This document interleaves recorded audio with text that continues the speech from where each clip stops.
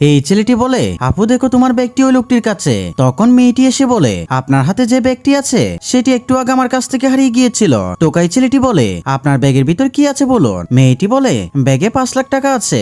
লোকটি ব্যাগ খুলে নিশ্চিত হয় এবং মেয়েটিকে ব্যাগটি ফেরত দিয়ে চলে যাওয়ার সময় মেয়েটি ডাক দিয়ে সততার পুরস্কার হিসেবে কিছু টাকা উপহার দেয়। এরপর লোকটি তার পঙ্গু বোনের কাছে চলে আসে। ঠিক তখন এই মেয়েটি এসে এক বস্তা টাকা দিয়ে সরে পড়ে। লোকটি অনেকগুলো টাকা দেখে অবাক হয়ে যায় এবং মেয়েটিকে খুঁজতে থাকে।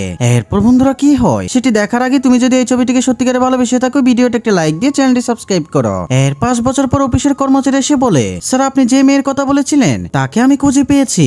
ভদ্রলোক বলে, আপনি আমাকে এক্ষুনি সেখানে নিয়ে চলো। কর্মচারী মেয়েটিকে দেখিয়ে বলে, উনি ওইখানে সবজি বিক্রি করেন। এরপর ভদ্রলোক মেয়েটির কাছে গিয়ে নিজের পরিচয় দিলে মেয়েটি তাকে প্রথমে চিনতে পারে না।